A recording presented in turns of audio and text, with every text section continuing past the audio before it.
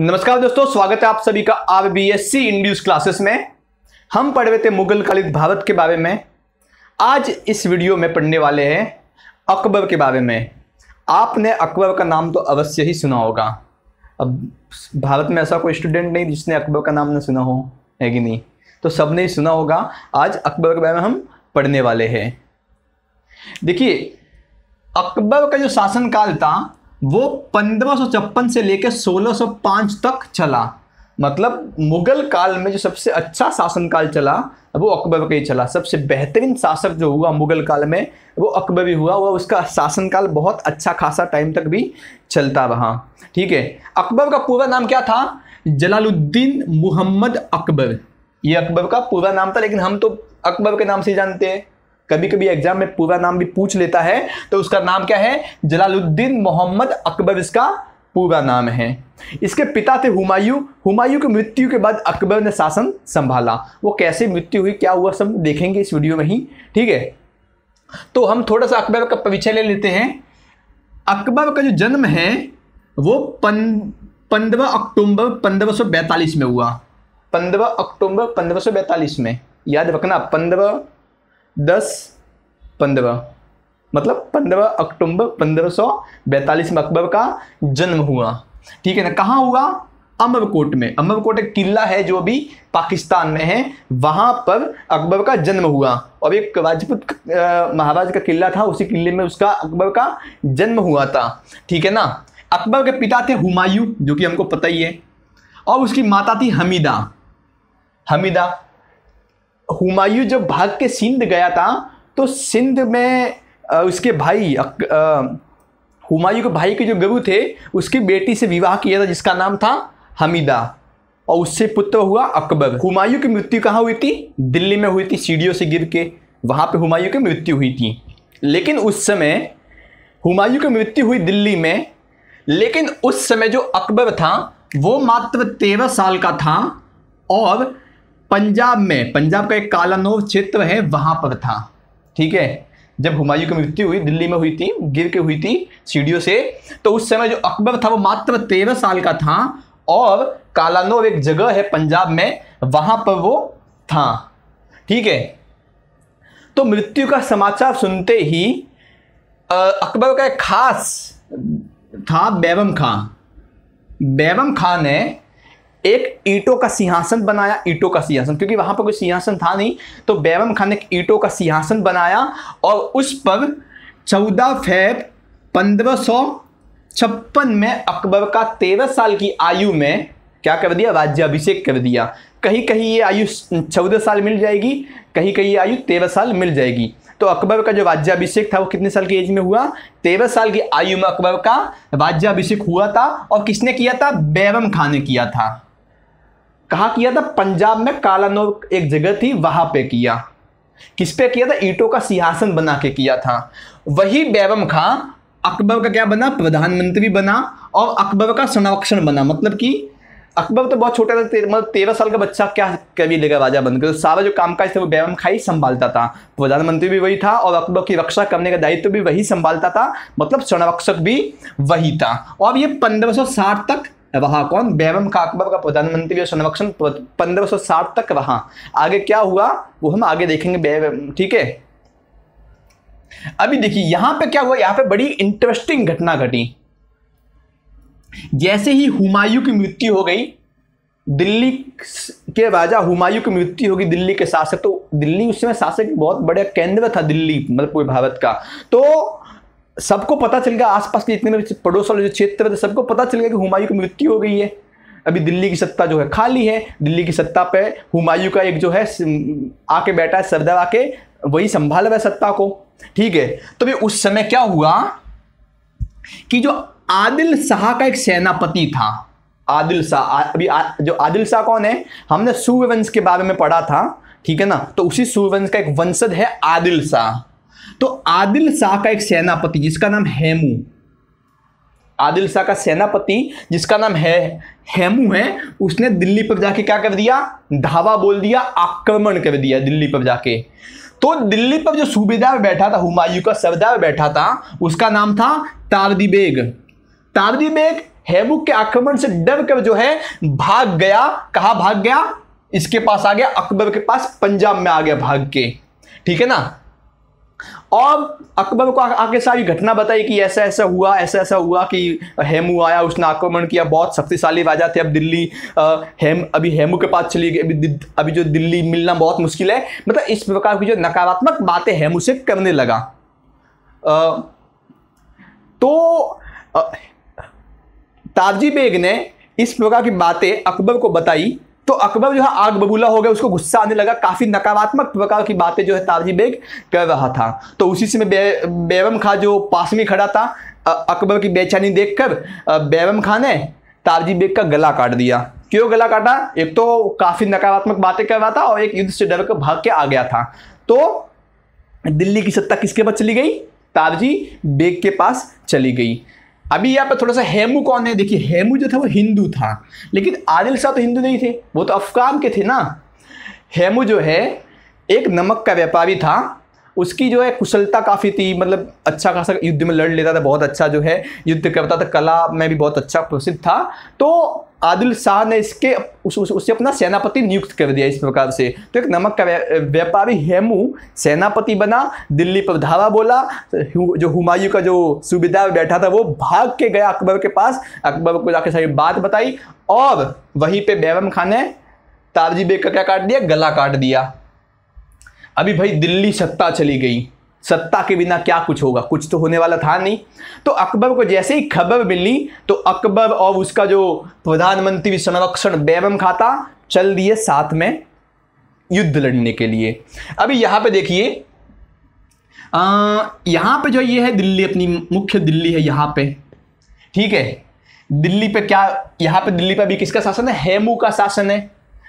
यहां पे जो है पंजाब का क्षेत्र है, यहां पे क्या है? पंजाब का क्षेत्र। और इसके बीच में ही पंजाब के पास ही जस्ट हरियाणा, आपको पता ही है, अभी भी पंजाब के पास में क्या? हरियाणा ही है। ठीक है ना। और हरियाणा में ही आता है पानीपत, हरियाणा का ही क्षेत्र है पानीपत। ठीक है ना। तो ये है अपनी दिल्ली और ये है पंजाब। पंजाब में था अकबर, यहां पे था हेमू। अकबर जो है हेमू से लड़ाई करने के लिए, युद्ध लड़ने के लिए चल दिया अपनी सेना लेके। हेमू भी आ गया अपनी सेना लेके। तो यहां पे दोनों ने आके पानीपत में मिले, दोनों आमने सामने हुए और पानीपत का क्या हुआ? लड़ाई हुई पानीपत की। बहुत खतरनाक युद्ध हुआ जिसको हम पानीपत का द्वितीय युद्ध कहते हैं। ठीक है ना। उस द्वितीय विश्व युद्ध में अकबर, वो तो 13 साल का था, लेकिन सब जो योगदान था उस पानीपत के युद्ध में वो किसका था? बैरम खां का था। ठीक है। उस द्वितीय पानीपत के युद्ध में हेमू जो है जीतने ही वाला था, लगभग जीत ही चुका था, कि अचानक से हेमू हाथी पे बैठा हुआ था। हाथी पे बैठे हुए हेमू को अचानक से तीर आके लगी, गर्दन पे आके लगी, या कुछ लोग कहते हैं कि आंख पे आके लगी। ठीक है ना। तो हाथी से नीचे गिर गया। तो हेमू की जो सेना थी उसमें मच गई खलबली मच गई। तो अभी अकबर की जो सेना थे उसने हेमू को उठाया और अकबर के सामने लाके पटक दिया। बैरम खां उसके पास ही खड़ा था अकबर के। बैरम खां ने अपनी तलवार निकाली और हेमू का कत्ल कर दिया, मतलब गला जो है काट दिया। ठीक है। तो द्वितीय जो पानीपत का युद्ध था, कौन जीता? अकबर जीत गया इस प्रकार से। लेकिन अगर वो गलती से तीर आके नहीं लगता तो द्वितीय पानीपत का युद्ध कौन जीतता? हेमू ही जीतता था। ठीक है ना। जो हेमू था ना, वो मध्यकालीन जब दिल्ली सल्तनत के जब वो सल्तनतकालीन शासन चल रहा था दिल्ली का, फिर मुगलों का शासन आया, उन सब में हेमू एकमात्र हिंदू शासक था जिसने दिल्ली की सत्ता प्राप्त की थी, दिल्ली की गद्दी पर बैठा था। एकमात्र हिंदू शासक कौन था? हेमू, जो दिल्ली की गद्दी पे बैठा था मध्यकालीन। ठीक है ना, मध्यकालीन भारत में। और वो एकमात्र शासक था, इसलिए उसने अपने आप को विक्रमजीत की उपाधि दी थी या विक्रमादित्य की उपाधि दी थी। किसकी उपाधि दी थी? या तो आपकी बुक में विक्रमजीत लिखा हुआ है, विक्रमादित्य की उपाधि दी थी, या विक्रमजीत की उपाधि उसने अपने आप को दी थी। किसने? हेमू ने दी थी। क्यों? क्योंकि एकमात्र हिंदू शासक था जिसने मध्यकालीन भारत में वो दिल्ली की सत्ता पर, दिल्ली की गद्दी पर बैठा था।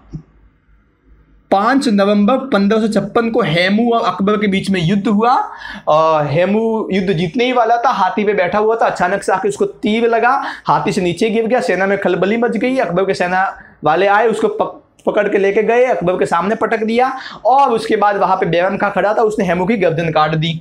ठीक है ना, तो गर्दन पर तीर लगने से क्या हो गई, उसकी हेमू की मृत्यु हो गई और बैरम खान ने उसका क्या कर दिया, सिर को काट दिया। तो इस प्रकार से जो पानीपत का युद्ध था वो कौन जीत गया, अकबर जीत गया।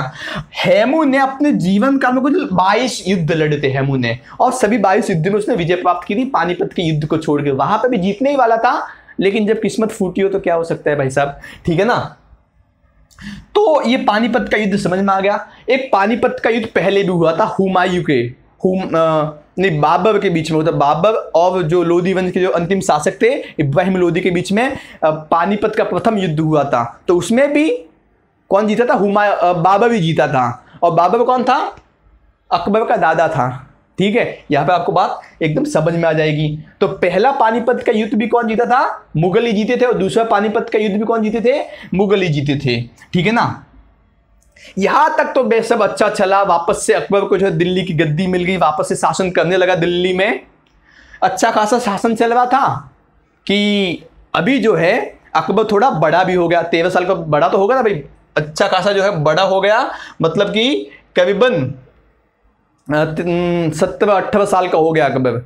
तो अभी क्या होने लगा कि भाई अकबर थोड़ा समझदार भी हो गया था, समझने भी लगा सब बातों को। तो उसको बैरम खां बड़ा अड़ने लगा। मतलब जब तक अकबर छोटा था तब तक तो सारा जो शासन काल है, जो शासन जो संभालने का काम था वो तो बैरम खां ही चला रहा था, जो कि प्रधानमंत्री था अकबर का, सेना नायक था, उसका संरक्षक था। सारा जो शासन काल है बैरम खां ही संभालता था, सब कुछ जो है बैरम खां ही करता था। तो इससे जो अकबर के जो दबदबी लोग थे बड़े चिढ़ते थे बैरम खां से कि ये कैसे। और सबसे बड़ी बात ये कि जो बैरम खां था वो शिया मुसलमान था और बाकी जो लोग थे वो सुन्नी मुसलमान थे, और शिया और सुन्नी के बीच तो 36 का आंकड़ा है भाई साहब। तो इस प्रकार से अकबर के मन में भी बात भर दी, जो दबदबी लोग थे कि ये कैसे होगा, आपकी बात सब, आपकी शासन आप करते हो लेकिन काम सब ये करता है, ऐसे कैसे होगा, सब नाम इसका हो रहा है कि नहीं। तो इस प्रकार की बातें जो है अकबर के मन में भी घुसा दी। अकबर को भी लगने लगा कि बात तो सही है भाई साहब। कभी कभी अकबर जो आदेश देता था उसके आदेश के उलट बैरम खां काम कर देता था। तो अकबर को यहाँ पे तो भाई तसल्ली तो मिली नहीं अकबर को, ये तो गलत बात है भाई, ये तो गलत बात है। ठीक है ना, तो अकबर ने क्या किया, तो अकबर ने तो सोचा कि इसको मक्का भेज देते हैं। मक्का जो इनका धार्मिक स्थल होता है मुसलमानों का, वहां भेज देते हैं। तो बैरम खां किसी युद्ध के लिए गया हुआ था, वहीं पे सूचना मिली अकबर की कि आपको मक्का जाने के लिए बोला गया है। तो बैरम खां मान गया और मक्का जाने के लिए मान गया। लेकिन उसी समय अकबर की सेना ने बैरम खां पे आक्रमण कर दिया युद्ध के लिए। तो बैरम खां अकेला सेना से लड़ा और अंततः हार गया, लेकिन अकबर ने उसे मारा नहीं। तो अकबर ने कहा कि तुम मेरे प्रधानमंत्री रह चुके हो, संरक्षक रह चुके हो, तो मैं तुम्हें 3 कंडीशन देता हूँ, 3 ऑप्शन देता हूँ, 3 विकल्प देता हूँ, उसमें से कोई एक विकल्प चुन लो और तुम जैसे चाहो वैसे जियो। पहला विकल्प कि तुम मक्का चले जाओ। दूसरा विकल्प कि मैं तुम्हें एक राज्य देता हूँ, एक छोटा सा प्रमाण देता हूँ, तुम उस पर शासन करो और तुम जो है उस पर शासन करो, खुश रहो। और तीसरी बात, और एक तीसरा था, क्या कहते हैं उसको, एक और तीसरा ऑप्शन भी दिया था, वही कुछ इस राज्य से रिलेटेड ही था। तो फिर बैरम खां ने सोचा कि मैं प्रधानमंत्री रह चुका हूँ, अब मैं क्या इतने छोटे छोटे पद पे जाऊँगा। तो बैरम खां ने भी मक्का जाना स्वीकारा अंत में। और जब बैरम खां मक्का जाने लगा तो गुजरात से जा रहा था बैरम खां मक्का, तो 1560 में उसको गुजरात के बीच में मुबारक खां मिल गया। अब ये मुबारक खां कौन था, मुबारक खां वही था जिसके पिता की हत्या जो है बैरम खां ने कर दी थी मच्छीवाड़ा के युद्ध में हुमायूं के साथ मिलके। ठीक है, तो उसका बदला लेना था किसको, मुबारक खां को। तो मुबारक खां ने वहीं पे उसका वध कर दिया, उसको मार दिया, किसको, बैरम खां को। तो इस प्रकार से बैरम खां भी का जो चैप्टर था वो भी क्या हो गया, क्लोज हो गया। तो यहां तक सब सही चला। अभी कोई भी शासन करता है, शासन चलाता है, तो उसके बाद क्या करता है भाई, कोई भी राजा क्या करेगा, शासक बनने के बाद अपने साम्राज्य का क्या करेगा, विस्तार करेगा। अकबर ने भी वही सोचा कि अब तो साम्राज्य का विस्तार करना ही पड़ेगा। तो देखिए अकबर जो था एकदम मुगल काल में सबसे अनपढ़ शासन था, मतलब अंगूठा साफ, जिसने कभी कुछ पढ़ा नहीं, लेकिन समझदार भी था और सबसे सफल शासक भी था अकबर, ठीक है ना। तो उसने क्या सोचा, उसने तीन प्रकार से उसने अपने साम्राज्य विस्तार की सोची। पहला तो वो कहीं पे भी जाता तो विवाह का ऑफर दे देते, शादी का, तो शादी कर लेता वहाँ पे जाके अकबर उस राजा की लड़की से, तो उससे एक अच्छा संबंध बन जाता। दूसरा संधि कर लेता, इन दोनों से काम नहीं चलता तो युद्ध करता, ठीक है। तो इन तीनों का कारण ने अपने इन तीनों को मिला के अकबर ने अपना क्या किया, साम्राज्य का विस्तार किया। तो अब देखते हैं साम्राज्य का विस्तार। प्रथमतः अकबर ने, देखिए अकबर ने क्या किया, मालवा का युद्ध किया। कब किया, 1561 में अकबर ने क्या किया, मालवा का युद्ध किया। एक संगीत प्रेमी बाज बहादुर ने, जो संगीत प्रेमी बाज बहादुर से, वो ही उस मालवा के शासक थे, ठीक है ना।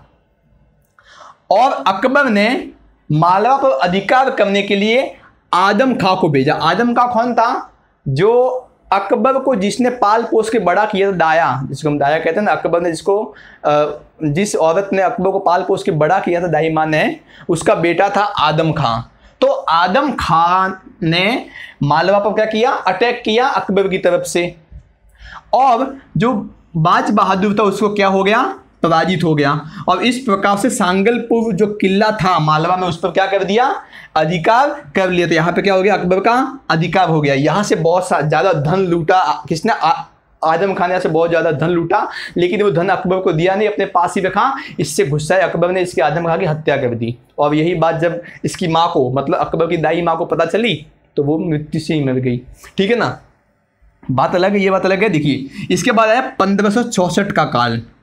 1564 में इसी मालवा में उस समय गवर्नर अब्दुल खां, 1564 में गवर्नर अब्दुल खां के नेतृत्व में उज्बेगों ने क्या कर दिया, विद्रोह कर दिया। जो वहाँ के उज्बेक थे उन्होंने क्या कर दिया, विद्रोह कर दिया।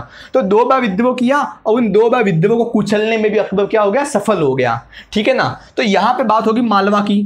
अभी देखते हैं चुनाव का किला। चुनाव का किला बिहार साइड में है, ठीक है ना। ये 1561 में ही इसने चुनाव का किला जीता। और इस बार अकबर ने चुनाव का किला जीतने के लिए किसको भेज दिया, आसफ खां को भेज दिया। आदम खां की तो हत्या हो गई, मुस्लिम अकबर ने मार दिया था। तो इस बार आसफ खां को भेजा किसने, अकबर ने। और आसफ खान ने जाके किले को क्या कर दिया, जीत लिया, अपने अधिकार में ले लिया। उसके बाद हुआ गोंडवाना, मतलब जो गोंडवाना किला था उसको जीतने की बात हुई। तो यहाँ पे भी आसफ खां चला गया। अभी गोंडवाना की बहुत अच्छी बात है, अगर ये गोंडवाना का आपके बात पता नहीं, ध्यान से सुनिएगा, सबसे महत्वपूर्ण बात बताऊँ आपको। गोंडवाना के जो राजा थे उनकी पहले ही मृत्यु हो चुकी थी। तो उस समय एक 13 साल का बालक जिसका नाम था वीर नारायण, वो शासन कर रहे थे। मतलब ऐसे ही शासन करने के लिए बिठा दिया था कि हाँ राजा के रूप में ये वीर नारायण जी है, लेकिन असली जो नेतृत्व है वो माता दुर्गावती कर रही थी। अगर आप राजस्थान से हो, अपना अगर दुर्गावती का नाम नहीं सुना है तो भाई वापस से एक बार पढ़ लीजिए दुर्गावती के बारे में जाके। रानी हांडी बाई, ये हम आज जो वुमेन्स एम्पावरमेंट की बात करें, असली वुमेन एम्पावरमेंट तो इन्होंने किया था, दुर्गावती, रानी हांडीबाई, रानी लक्ष्मीबाई, इनको पढ़िए पता चलेगा, मतलब एकदम अलग ही, ठीक है ना। तो गोंडवाना में आसफ खान ने क्या कर दिया, अटैक कर दिया। उस समय वीर नारायण जो मतलब 13 साल के शासक थे, मतलब बने थे तब 13 साल के थे, तब उस समय कुछ उनकी आयु जो है ज़्यादा हो चुकी थी। तो दुर्गावती उस समय तो भाई इनकी जो संरक्षण की कर रही थी वो माता दुर्गावती तो कर रही थी। तो माता दुर्गावती ही युद्ध करने के लिए चल पड़ी। अभी युद्ध का नेतृत्व किसने किया, माता दुर्गावती ने किया। अब 1564 में भाई जब देखा माता दुर्गावती ने कि मुगल युद्ध जीत रहे हैं और युद्ध को मतलब हम युद्ध में ऐसा हारते जा रहे हैं, तो माता दुर्गावती ने अपने जो सैनिक थे उनसे कहा कि आप मुझे मार दो, मैं मुगलों के हाथों से मरना नहीं चाहती, आप मुझे मार दो, मैं शहीद होना चाहती हूँ अपने ही हाथों से।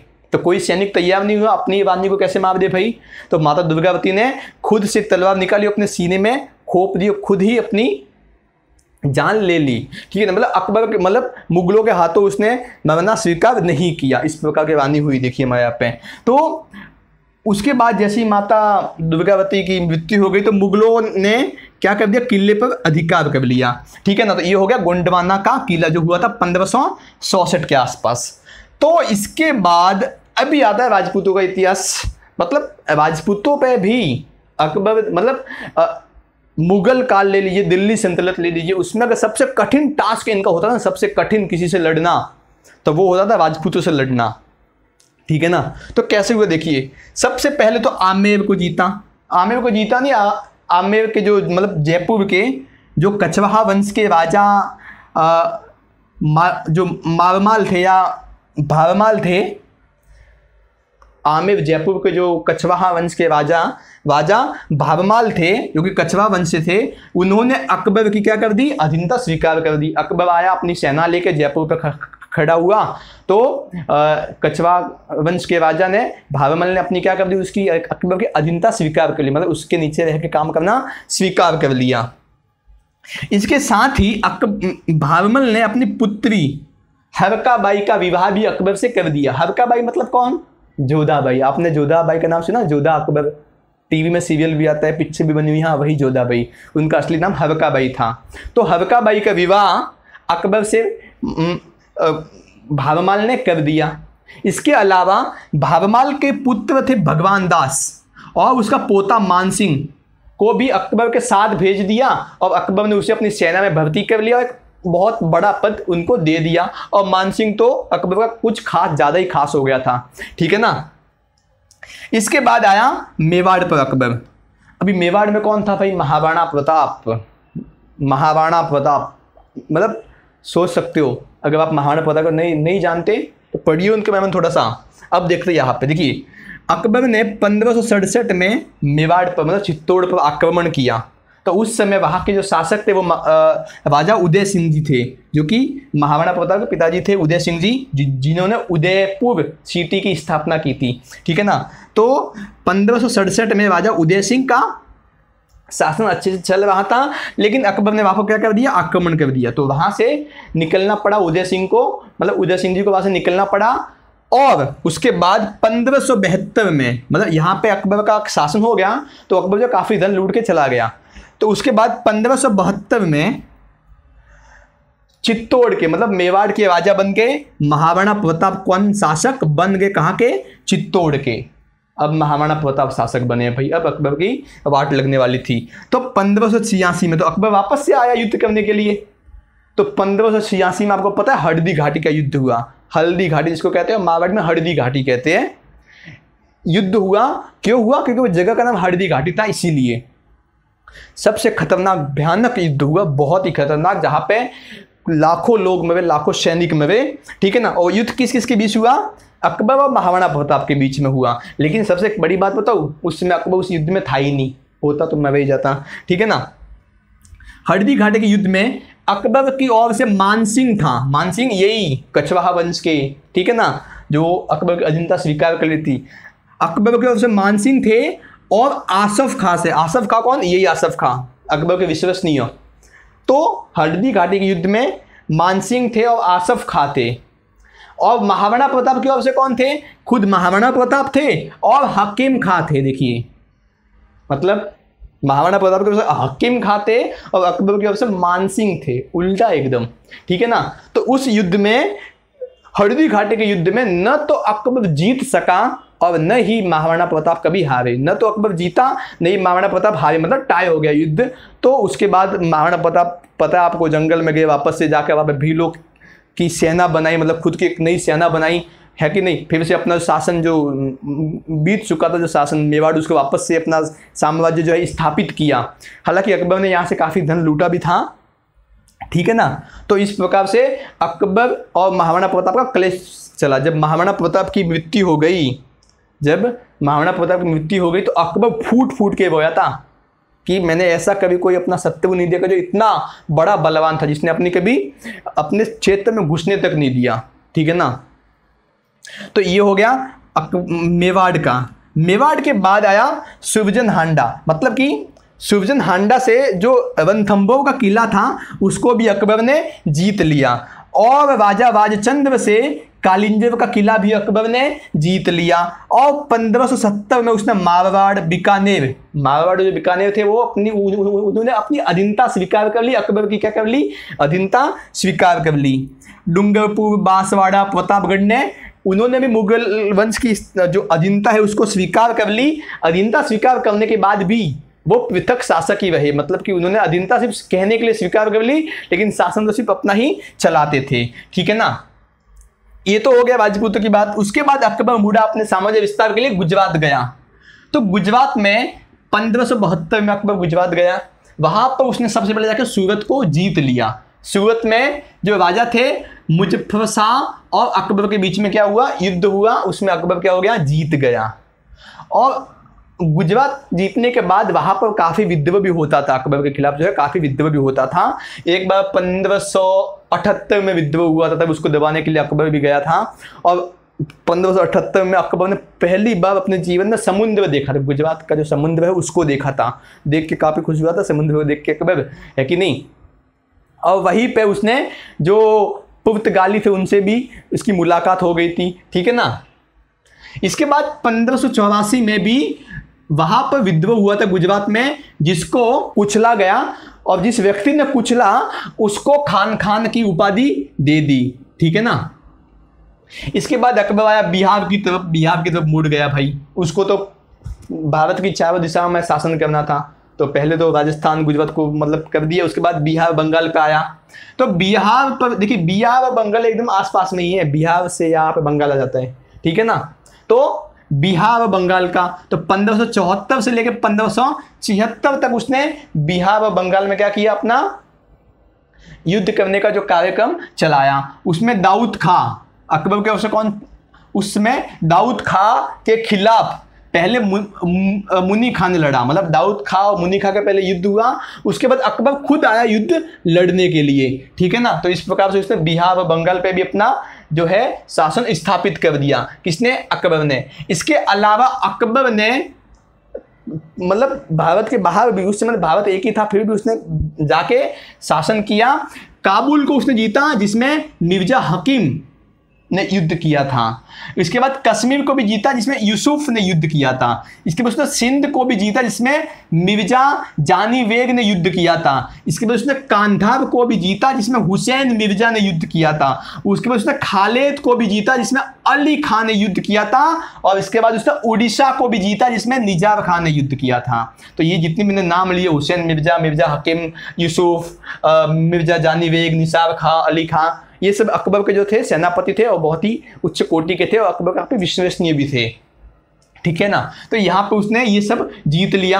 अब ये दक्षिण भारत तो जीतना बाकी था अकबर को, और दक्षिण भारत तो अलग ही, आप पढ़ेंगे देखेंगे दक्षिण भारत का इतिहास भी हम कभी दिन।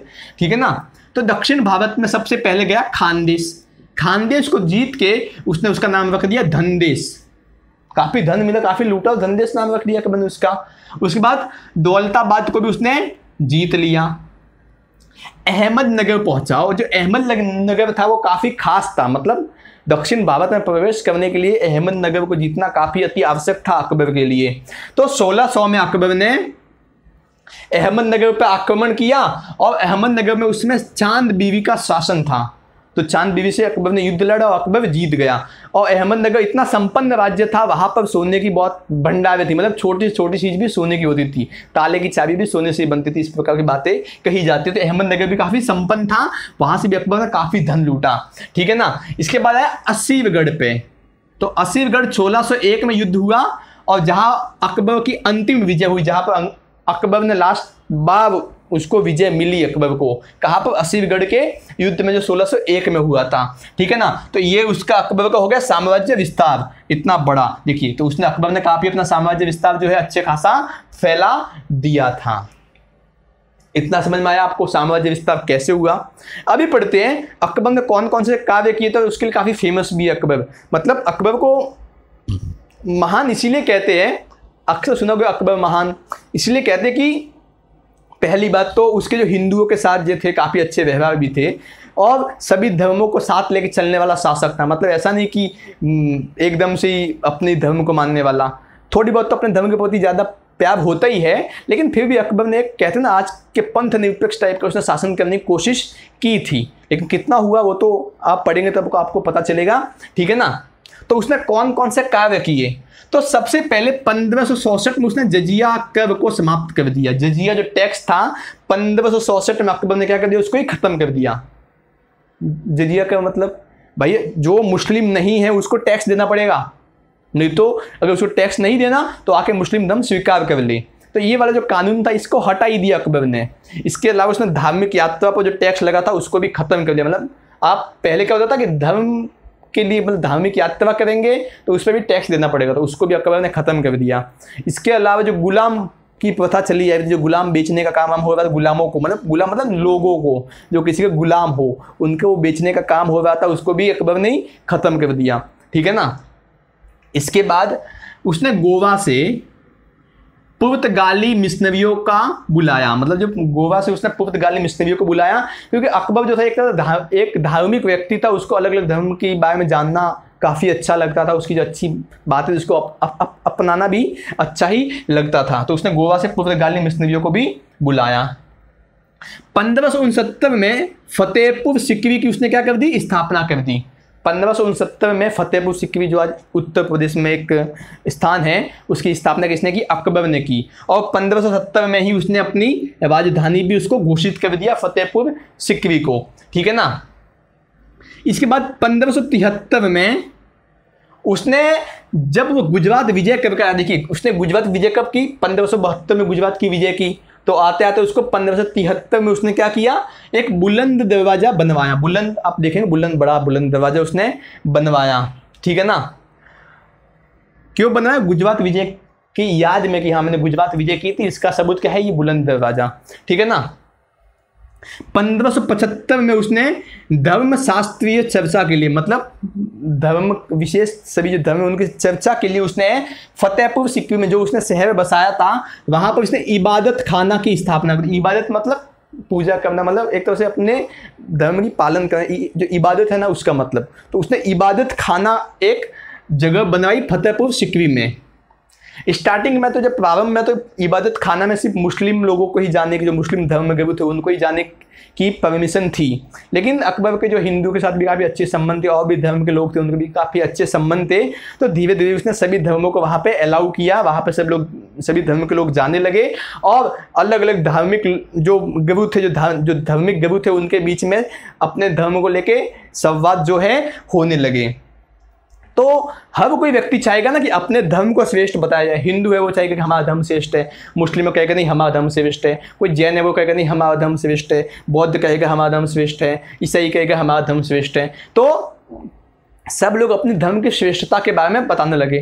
तो अकबर को खास समझ में आया नहीं कि क्या अच्छी है क्या बुरा है, सब लोग अच्छी अच्छी बात ही कर रहे हैं। तो अकबर ने इस सबसे निपटने के लिए, मतलब इस प्रकार का जो कन्फ्यूजन था उसको दूर करने के लिए अकबर ने 1581 में दिन ए इलाही एक खुद का ही धर्म बना लिया।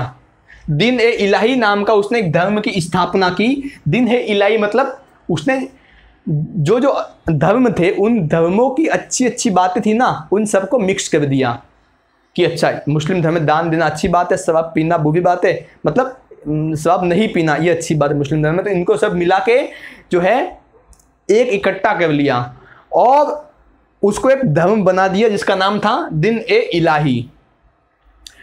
इसमें खास तौर पर हिंदू और मुस्लिम धर्म का जो ज़्यादा इफेक्ट दिखाई देता है, असर जो है हिंदू और मुस्लिम धर्म का ज़्यादा असर दिखाई देता है, अन्य धर्मों का भी दिखाई देता है, लेकिन अधिकतर हिंदू और मुस्लिम धर्म का इसमें ज़्यादा मिक्सअप दिखाई देता है, ठीक है ना। तो उसने 1581 में क्या कर दिया, दिन ए इलाही धर्म की स्थापना कर दी। और जो बीरबल था अकबर का, जो काफ़ी विश्वासु, जो 9 रत्नों का एक कह सकते जो 9 रत्न थे अकबर के, उसमें से एक रत्न बीरबल था। वो पहला शासक था, हिंदू पहला शासक था जिसने दिन ए इलाही धर्म को स्वीकार किया था। दिन ए इलाही धर्म को जिसने अपनाया था वो पहला हिंदू शासक कौन था, बीरबल था। और उस धर्म में कुल 18 लोग थे, 18 लोगों ने 18 या 19 लोगों ने उस धर्म को जो स्वीकार किया था। आप मतलब कहीं पे 18 लिखा हुआ है, कहीं पे 19 लिखा हुआ है, इसीलिए ठीक है ना। उस धर्म को 18 लोगों ने क्या किया था, स्वीकार कर लिया था। और उस धर्म का जो प्रधान पुरोहित होता है ना, प्रधान पुरोहित मतलब प्रधान जो सब नियम वगैरह चलाएगा, वो कौन था, अबुल फजल नाम का एक व्यक्ति था। वो क्या था, प्रधान पुरोहित था। अभी 1581 में उसने दिल ए इलाही नाम का एक धर्म तो बना दिया, ठीक है ना। इसका बहुत से लोग, बहुत से इतिहासकार कहते हैं कि जो दिल ए इलाही है, ये धर्म से ज़्यादा एक अच्छे जीवन को चलाने का एक, क्या कहते हैं उसको, एक नियमावली, एक अच्छा जीवन कैसे चलाया जाए, इसकी एक नियमावली है दिल ए इलाही। बहुत से ऐसा इतिहासकार कहते हैं। 1583 में दिल ए इलाही धर्म बनाने के बाद 1583 में इलाही संवत, जैसे कि हिंदू धर्म में विक्रम संवत होता है, तो अकबर ने इलाही संवत नाम का एक नया ही संवत चला दिया, नया ही काल गणना चला दी। और उसने अपने कैलेंडर भी छपवा दिए इलाही संवत के नाम से। जब से वो शासक बना तब से इलाही संवत स्टार्ट हो गया। मतलब शासक कब बना अकबर,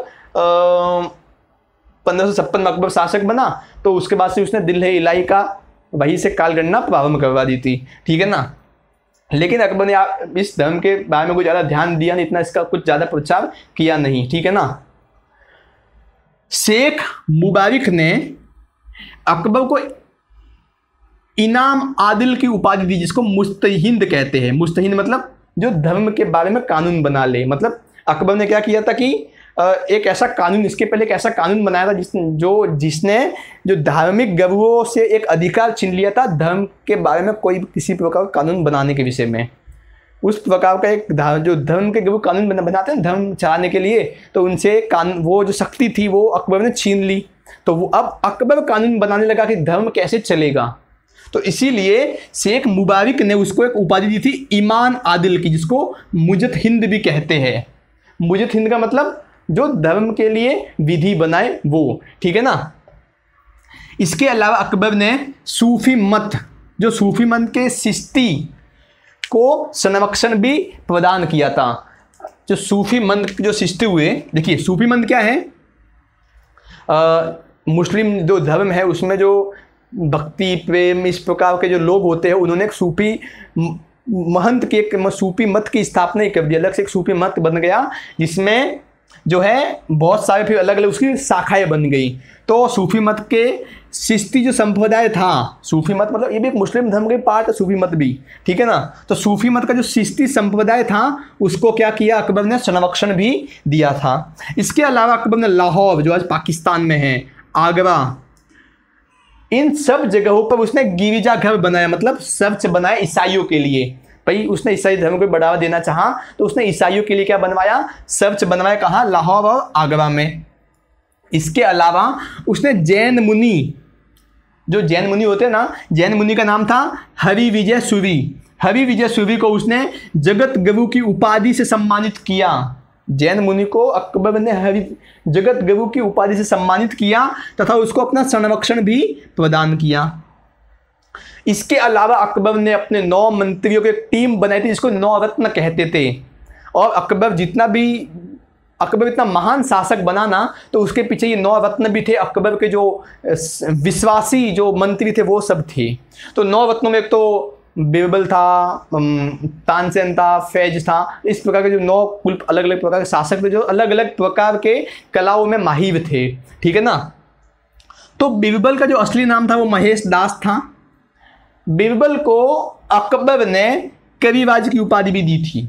हालांकि बीरबल कवि नहीं था, लेकिन अकबर ने उसको कविराज की उपाधि दी थी। जो बीरबल था काफ़ी दिमाग से जो एकदम बहुत तेज था, काफ़ी बुद्धिमान व्यक्ति था बीरबल, तो उसको अकबर ने कविराज की उपाधि दी थी।